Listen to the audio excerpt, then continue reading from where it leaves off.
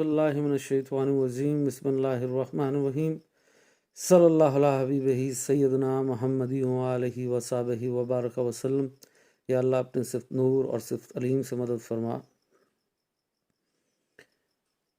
سوال یہ ہے کہ حرف آخر کیا ہے، کس کا فرمان حرف آخر ہے؟ تو حرف آخر صرف اللہ اور اس کے رسول کا فرمان ہے۔ اللہ اور اس کے رسول کا کلام حرف آخر ہے۔ قرآن، سنت، حدیث یہ حرف آخر ہے۔ باقی جو بھی ہیں ان کا قول مانا بھی جا سکتا ہے اور چھوڑا بھی جا سکتا ہے، چاہے وہ جتنے بڑے بزرگ ہوں، عالم دین ہوں، علماء حق میں سے ہوں، اولیاء اللہ میں سے ہوں، ان کا فرمان مانا بھی جا سکتا ہے اور چھوڑا بھی جا سکتا ہے، اور اس میں کوئی بے ادبی کی بات نہیں ہے۔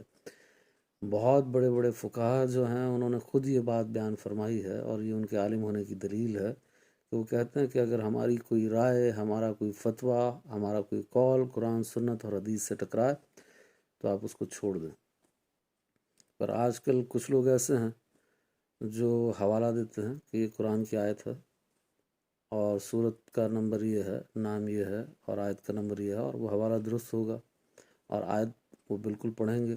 پھر اس کے بعد جو تشریح کریں گے وہ تشریح ان کی اپنی ذاتی رائے ہوگی، وہ اللہ کا کلام نہیں ہے، وہ تو انسان کا کلام ہے، اور وہ ان کی اپنی تشریح ہے، وہ ان کی اپنی رائے ہے، اور وہ قرآن کی بہت سی آیات سے ٹکراری ہوتی ہے، بہت سی صحیح احادیث سے ٹکراری ہوتی ہے، تو وہ بالکل نہیں مانی جائے گی۔ اور لوگوں کو یہ ثابت کیا جا رہا ہوتا ہے کہ یہ قرآن ہی پڑھا جا رہا ہے، یہ حدیث ہی پڑھی جا رہی ہے۔ صحیح بخاری کا حوالہ دیں گے، صحیح مسلم کا حوالہ دیں گے، اور حدیث کا نمبر بتائیں گے کہ اس حدیث کی انٹرنیشنل نمبرنگ یہ ہے، اور وہ بالکل ٹھیک ہوگی بات، پر تشریح اپنی مرضی کی ہوگی، وہ تشریح کبھی کسی نے نہیں بیان کی۔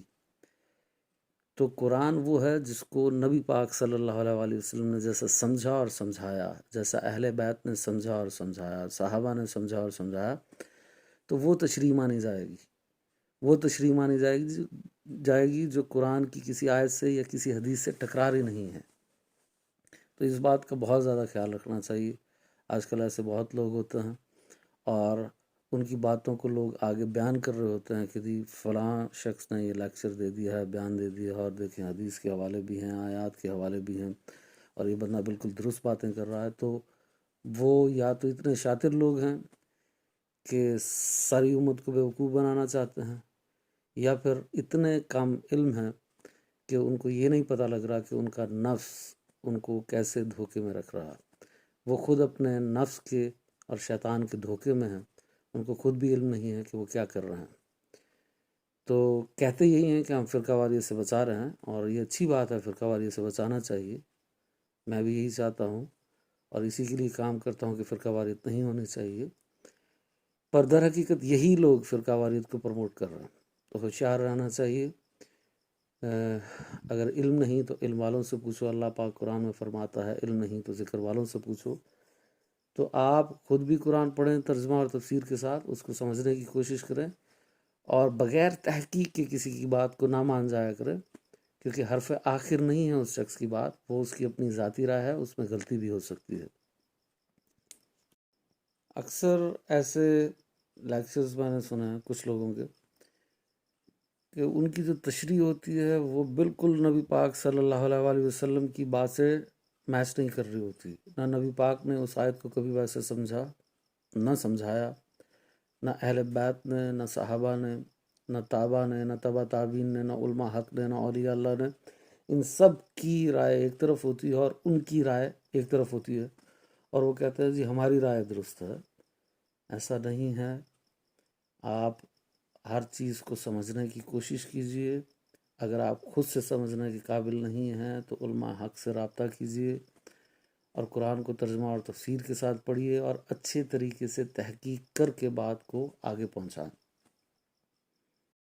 اور دوسری بات یہ ہے کہ بات بات میں کفر کے فتوے دینا، شرک کے فتوے دینا، بدعت کے فتوے دینا، حرام کے فتوے دینا، یہ درست طریقہ کار نہیں ہے۔ چند چیزیں کفر ہیں، چند چیزیں شرک ہیں، چند چیزیں بدعت ہیں، چند چیزیں حرام ہیں، باقی سب حلال ہے۔